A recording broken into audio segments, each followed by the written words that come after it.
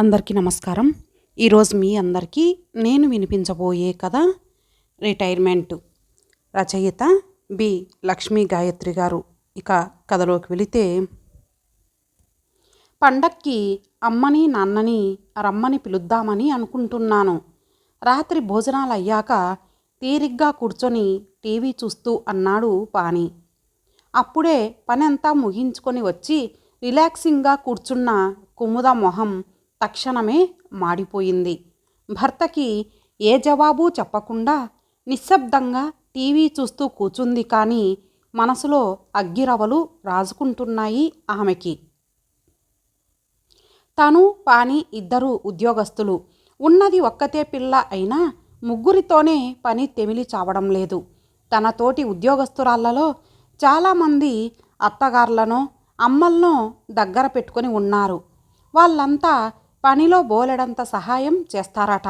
అంచేత ఆఫీస్కి చక్కగా తయారై హాయిగా వస్తారు. వెళ్ళడానికి కూడా తనలా చిందులు తొక్కరు. కులాసాగా కబుర్లు చెప్పుకుంటూ దారిలో ఏ ఐస్ క్రీమో తింటూ శుక్రవారాల్లో చిన్న చిన్న షాపింగ్లు చేసుకుంటూ వెళతారు. తనకి మాత్రం అంత అదృష్టం లేదు. మామూలుగా గంటసేపు ఉండే పని అత్తమామలొస్తే రెట్టింపవుతుంది. కూరలు తరగడం తప్ప అత్తగారు మరే పని చెయ్యదు. తల్లి కొడుకు ఇద్దరూ కూర్చొని ఏనాటివో క్రీస్తు పూర్వం నాటి కబుర్లు మొదలుపెట్టారంటే తను అన్నీ వండి పల్లెల్లో వడ్డించి పిలిచేదాకా ఈ లోకంలో ఉండరసలు. గుడ్డిలో మెల్ల ఏమిటంటే అత్తగారు కూడా ఉద్యోగస్తురాలే, గవర్నమెంటు టీచరు. అంచేత సెలవులు ఇచ్చినప్పుడే వస్తారు. సెలవులైపోగానే వెళ్ళిపోతారు. మామగారు రిటైర్ అయి ఏడాదవుతోంది. అత్తగారికి మరో 2 ఏళ్లలో రిటైర్మెంట్ అట. ఆవిడ రిటైర్ అయిపోతే ఇహ పర్మనెంటుగా తమ దగ్గరకే వచ్చేస్తారేమోనన్న బెంగ తనకి అప్పుడప్పుడు పిచ్చెక్కిస్తూ ఉంటుంది. తల్లిదండ్రుల్ని పండక్కి పిలుస్తానని చెప్పగానే కుముద మొహం మాడిపోవడం చూస్తూనే ఉన్నాడు పాని. అమ్మా నాన్న వస్తే నీకేమిటి బాధ? సూటిగానే అడిగాడు. కుముద వెంటనే ఫట్మని జవాబు చెప్పలేదు. ఒక్క నిమిషం మౌనంగా ఉండిపోయి తర్వాత శాంతంగానే, నాకు బాధేమీ లేదు. కానీ మీరు కాస్త నా వైపు నుంచి కూడా ఆలోచించడం నేర్చుకోండి. నేను ఖాళీగా ఇంట్లో కూర్చోవడం లేదు.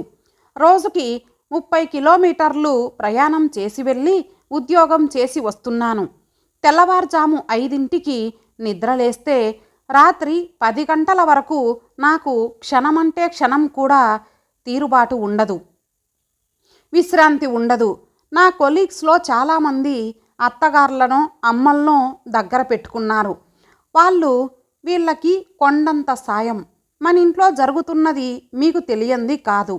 మీ అమ్మగారు కూరలు తరగడం తప్ప మరే పని చెయ్యరు. కనీసం పిల్ల పని కూడా చూడరు. ఎంతసేపు కబుర్లు, టీవీ అంతే. 2 మనుషుల్ని కూర్చోబెట్టి పని చెయ్యడం అంటే ఎంత కష్టమో ఒక్కసారి మీరు చేసి చూడండి, తెలుస్తుంది. మా అమ్మ కూడా ఉద్యోగస్తురాలే. వీలైనప్పుడల్లా నా దగ్గరికి వస్తుంది. వచ్చినప్పుడల్లా మళ్ళీ చెప్పుల్లో కాళ్ళు పెట్టేదాకా ఎలా పని చేస్తుందో మీరు చూస్తూనే ఉన్నారు. అలా మీ అమ్మగారు ఒక్కసారైనా చేశారా? ఒకవేళ ఆవిడకే గనక కూతురుంటే కూతురి దగ్గర చేసేవారేమో. ప్రస్తుతం కోడల్ని నా దగ్గర మాత్రం ఇటు పుల్ల అటు పెట్టడం లేదు. నేను మొహం మార్చుకోవడమే కనిపిస్తుంది మీకు. నేను పడుతున్న కష్టం తెలియదు అంటూ పానీకి మరిక మాట్లాడే అవకాశం ఇవ్వకుండా లేచి వెళ్ళిపోయింది. ఎప్పుడూ లేనిది కుముద అంత స్పష్టంగా మాట్లాడుతూ ఉంటే పాని ఏమీ అనలేకపోయాడు. నిజమే, తన తల్లి పని చెయ్యదు. ఇప్పటి వరకు తను కూడా ఆ విషయం పెద్దగా పట్టించుకోలేదు. అత్తగారులు అమ్మలు వచ్చి ఉద్యోగస్తురాళ్ళైన తమ పిల్లలకి బోలెడంత సహాయంగా ఉంటారన్న కుముద మాటలో అబద్ధం ఆవంత కూడా లేదు. తన కొలీగ్స్ దగ్గర తను కూడా వింటున్నాడు.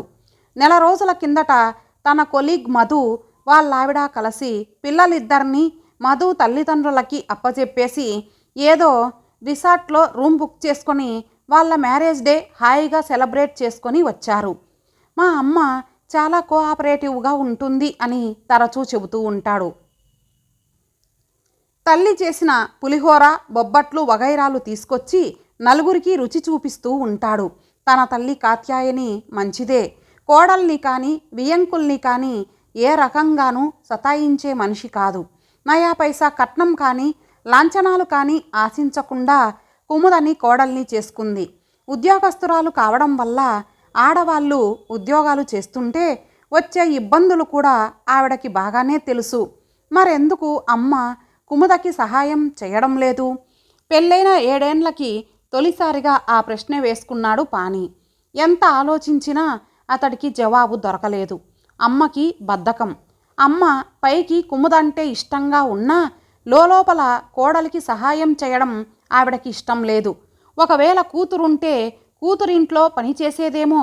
ఇలాంటి జవాబులు పానీకి నచ్చలేదు సరికదా, చిరాకు కలిగించాయి. అప్పటికి ఆ ఆలోచన వదిలేసి వెళ్ళి పడుకున్నాడు. పండగ రాను వచ్చింది, వెళ్ళను వెళ్ళింది. ముందు అన్నట్టు పాని తల్లిదండ్రుల్ని రమ్మని పిలవలేదు. వీళ్ళనే రమ్మని కాత్యాయని ఫోన్ చేసింది కానీ సెలవు కుదరదని చెప్పేశాడు పాని. రోజులు మామూలుగానే గడిచిపోతున్నాయి. భర్తలో కనిపించిన చిన్న మార్పు చూసి కుముద ఆనందించింది. ఇలా ఉండగా జనవరి నెలాఖరులో కుముదకి జ్వరం వచ్చింది. ఏదో టాబ్లెట్ వేసుకుంది కానీ తగ్గకపోయేసరికి తప్పనిసరిగా తమ ఇంటికి దగ్గరలోనే ఉన్న లేడీ డాక్టర్ దగ్గరకు వెళ్ళింది. డాక్టర్ కుముద ఛాతీ మీద స్టెత్తు పెట్టి చూసి ఏదో అనుమానంతో ఆమెను బ్లౌజ్ విప్పమని రొమ్ములు పరీక్షించి టెస్టుకి పంపించింది. యథాలాపంగా టెస్టు చేయించుకున్న కుముద రిపోర్టు చూసి కుప్పకూలిపోయింది. ఆమెకి రొమ్ము క్యాన్సర్ వచ్చినట్టు రిపోర్టు ధృవీకరించింది. రిపోర్టు ముందు పెట్టుకొని ఏడుస్తున్న భార్యని ఎలా ఓదార్చాలో పానీకి అర్థం కాలేదు. అత్తగారికి ఫోన్ చేసి విషయం చెప్పి వెంటనే బయలుదేరి రమ్మన్నాడు. మర్నాటి కల్లా కుముద తల్లి వచ్చింది. ఆవిడ వస్తూనే కూతుర్ని కౌగలించుకొని తను వెక్కి వెక్కి ఏడ్చింది. మన ఇంటా వంట లేని రోగం నీకెలా వచ్చిందే? చిన్నపిల్లవి, ముందు ముందు నీకెలాగే అంటూ ఏడుస్తున్న తల్లిని చూసేసరికి కుముదకి ఎక్కడలేని గాబరా పుట్టుకొచ్చింది. ఆవిడ 2 రోజులు ఉంది. ఆ 2 రోజులు కుముదని కాలు కింద పెట్టనివ్వకుండా సమస్తం తనే చేసింది. కుముద తన పరిస్థితికి కుమిలిపోతూ 24 గంటలు మంచం మీదే గడిపింది. లేడీ డాక్టర్ చెప్పిన ప్రకారం కుముదని అంకాలజిస్టు దగ్గరికి తీసుకువెళ్ళి ట్రీట్మెంట్ గురించి మాట్లాడమని, తను వెళ్ళి ఆఫీసులో మాట్లాడి లాంగ్ లీవ్ పెట్టుకొని వస్తానని పానీకి చెప్పి 3వ రోజు ఉదయాన్నే వెళ్ళిపోయింది కుముద తల్లి. అత్తగారు వెళ్ళిన తర్వాత పాని భార్య దగ్గరకు వచ్చి భయంగానే, అమ్మ వస్తోంది కుముద, మరో గంటలో చేరుకుంటుంది, నిన్ననే బయలుదేరింది, నీకు చెప్పలేదు అన్నాడు. ఆ మాట వినగానే కుముదకి ఏడుపు కాస్త తీవ్రమైన కోపంగా మారింది. రమ్మనండి, మీ నాన్నగారు కూడా వస్తున్నారా? ఇద్దరినీ కూర్చోబెట్టి పిండి వంటలు వండి పెడతానని చెప్పండి అంటూ ఒక్కసారిగా భోరుమంది. పాని వెంటనే మాట్లాడలేదు. ఒక్క క్షణం తర్వాత, బహుశా నిన్ను చూసి వెళ్ళిపోతుందేమో, ఒకవేళ ఉంటే గనక అమ్మని పని చెయ్యమని నేను చెబుతాను, నువ్వు బెంగపడకు అన్నాడు. కుముద నిశ్శబ్దంగా ఏడుస్తూ ఉండిపోయింది. పాని చెప్పినట్టే గంటలో భర్తతో పాటు ఆటో దిగింది కాత్యాయని. లోపలికి వచ్చి కాళ్ళు చేతులు కడుక్కున్నాక, ఏమ్మా ఎలా ఉన్నావు అంటూ కోడల్ని మామూలుగా పలకరించింది. తర్వాత కాఫీలు తాగారా మీరిద్దరూ? తాగితేనేం, మరోసారి తాగుదురు కానీ అంటూ వంటింట్లోకి వెళ్ళి పాలు కాచి 4 కప్పుల కాఫీ కలిపి తీసుకొచ్చింది. తాము ఏమీ చెప్పకుండానే అత్తగారు పనిచేస్తున్నందుకు ఆశ్చర్యపోయింది కుముద.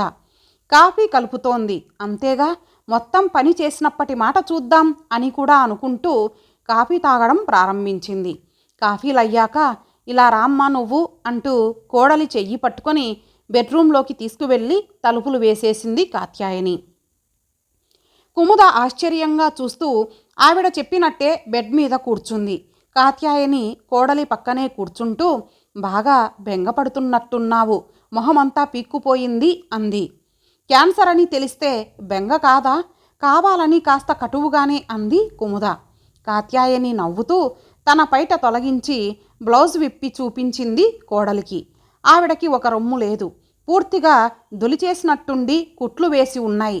సన్నగా ఉండే మనిషి కావడం వల్ల బట్టల మీద నుంచి తేడా పెద్దగా తెలియడం లేదు. అత్తగారిని చూసి నిలువున కొయ్యబారిపోయింది కుముద. కాసేపు నోట్లోంచి మాట రాలేదు. తర్వాత తడబడుతూ అంటే మీకు అంటూ ఆగిపోయింది. ఆపరేషన్ అయి 10 సంవత్సరాలయ్యింది. పాని ఎప్పుడూ చెప్పలేదా నీకు? నవ్వుతూనే ప్రశ్నించింది కాత్యాయని. ఎప్పుడో పెళ్ళైన కొత్తలో ఏదో మాటల్లో పాని చెప్పినట్టు లీలగా గుర్తొచ్చింది కుముదకి. ఒక్కసారి చెప్పాడంతే. తర్వాత ఆవిడ ఆరోగ్యం గురించి ఎప్పుడూ ఒక్క మాట కూడా రాలేదు.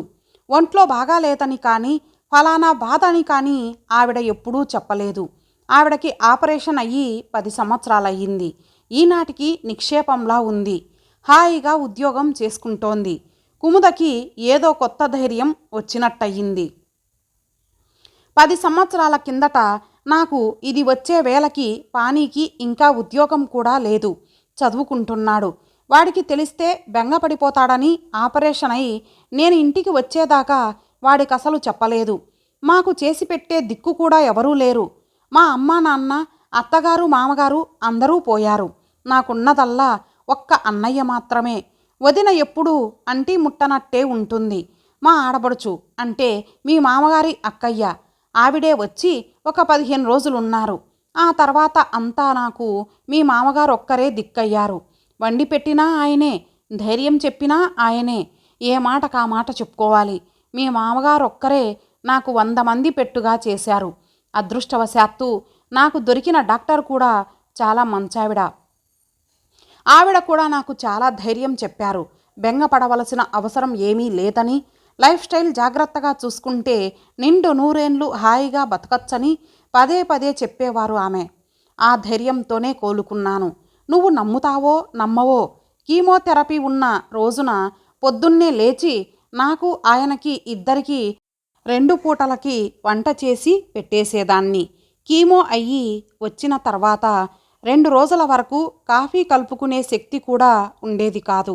ఒక 3 రోజుల పాటు మొత్తం అన్నీ మీ మామగారే చేసేవారు. 4వ రోజు నుంచి నెమ్మదిగా నేను చేసుకునేదాన్ని అంటూ ఆగిందావిడ. అంటే 3 రోజుల రెస్టు సరిపోతుందా? ఆశగా అడిగింది కుముద. ఏమో చెప్పలేం.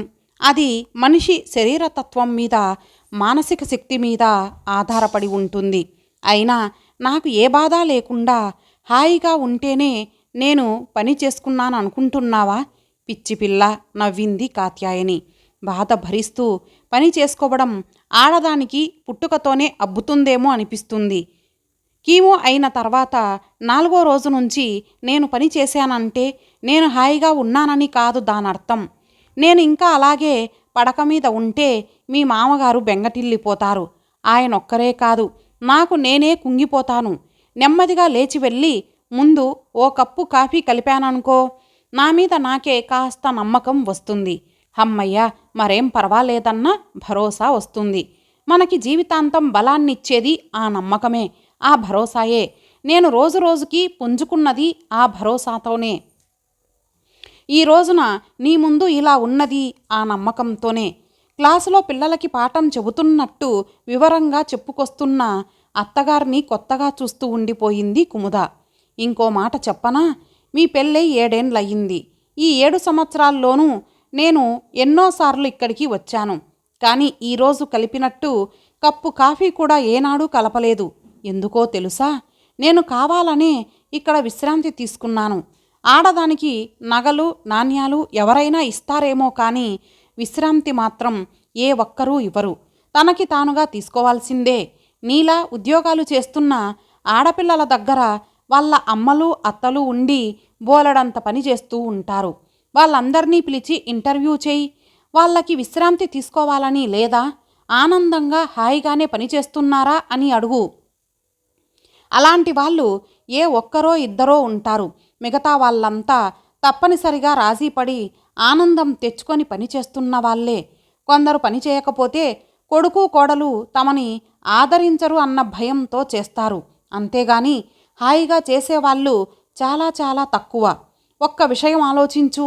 ఒక ఆడదానికి కోడలొచ్చే వేళకి మానసికంగా ఎన్నో అనుభవాలై ఉంటాయి. శారీరకంగా ఎన్నెన్నో బాధలు పడి ఉంటారు. అందరికీ క్యాన్సర్లే రానక్కర్లేదు. బీపీలు, షుగర్లు, గుండె జబ్బులు, కీళ్లవాతము, గ్యాస్ ట్రబుల్. ఈ రోజుల్లో ఆరోగ్య సమస్యలు లేనిదెవరికి? పెళ్ళైన దగ్గర నుంచి పురుళ్ళు, గైనిక్ సమస్యలతో బాధలు పడ్డ ఆడ శరీరం 50 సంవత్సరాలు దాటిన దగ్గర నుంచి నీరసపడటం ప్రారంభిస్తుంది. ఆ పాటికి ఈ అనారోగ్యాలు కూడా చుట్టుముడతాయి.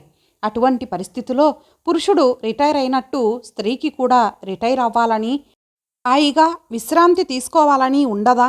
చేయవలసిన బాధ్యత ఉన్నన్నాళ్ళు చేసింది. ఇంకా చచ్చేదాకానా? పూర్వం ఆడదానికి కూడా ఈ రిటైర్మెంటు ఉండేది. కోడలొచ్చి పని అందుకుందంటే అత్తగారికి విశ్రాంతే. కానీ ఈ రోజుల్లో కోడళ్ళు ఉద్యోగస్తులవడం వల్ల అత్తగార్లకు ఆ రిటైర్మెంటు లేకుండా పోయింది. నాలాంటి అత్తగారులు పని చేయకపోతే తిట్టుకుంటున్నారు, అమ్మల్ని పిలిపించుకుంటున్నారు. అమ్మలు మాత్రం ఆడవాళ్ళు కాదా? వాళ్ళకి మాత్రం బాధలుండవా? అయినా కూతురి కోసం తప్పనిసరిగా పళ్ళ బిగువున పనిచేస్తారు అంటూ కోడలి మొహం చూసి ఆగిపోయింది కాత్యాయని. తన మనసులోని కల్మషాన్నంతటినీ అత్తగారు శుభ్రంగా కడిగేస్తూ ఉంటే తల వంచుకొని నిశ్శబ్దంగా వింటోంది కుముద. సరేలే, ఇంతకీ నేను చెప్పొచ్చేదేమిటంటే, బలవంతంగానైనా నీ దగ్గర విశ్రాంతి తీసుకుందామని అనుకున్నాను. కానీ విధిరాత వేరేగా ఉంది. నీకు ఆపరేషన్, కీమోలు అన్నీ అయ్యి పూర్తిగా సర్దుకోవడానికి కనీసం 1 ఏడాది టైం పడుతుంది. నేను వాలంటరీ రిటైర్మెంట్కి అప్లై చేసి వచ్చాను. ఈ ఏడాది నేను నీ దగ్గరే ఉండి నిన్ను చూసుకుంటాను. ఆ తర్వాత కూడా నేను మీ మామగారు ఇక్కడే ఉంటాం. ఎందుకంటే నా ఉద్యోగం కంటే నీ ఉద్యోగంలో శ్రమ ఎక్కువ, సెలవులు ఉండవు, ప్రయాణ దూరం ఎక్కువ. అంచేత నేను బతికున్నంతకాలం నీకు సహాయంగా ఉందామని అనుకుంటున్నాను అంటూ ఒక్క క్షణం ఆగి, ఒకవేళ నీకు ఇష్టం లేకపోతే నువ్వు మీ అమ్మని పిలిపించుకుంటానంటే నిర్మోహమాటంగా చెప్పు, మేం వెళ్ళిపోతాం అంది. ఆ మాట వింటూనే ఒక్కసారిగా చేతులు చాపి అత్తగారిని చుట్టుకుపోతూ వలవలా ఏడ్చేసింది కుముద. లేదత్తయ్య, మా అమ్మ కంటే ఎక్కువ ధైర్యం చెబుతున్నారు. నాకు మీరే కావాలి, మీరిచ్చే భరోసా కావాలి, మీరు నేర్పే ఆత్మవిశ్వాసం కూడా. ఇటు వైద్యం చేయించుకుంటూ అటు ఉద్యోగము చేస్తూ నా మీద నేను నమ్మకం పెంచుకుంటా. ఆ తర్వాత మిమ్మల్ని కూర్చోబెట్టి మీకు రిటైర్మెంట్ ఇస్తా అంది కన్నీళ్ల మధ్య నవ్వుతూ. పిచ్చి పిల్ల, ఆప్యాయంగా కోడలి తల నిమిరింది కాత్యాయని. ఇంతటితో ఈ కథ సమాప్తం. మరలా మరొక మంచి కథతో కలుద్దాం. అంతవరకు సెలవు. నమస్తే.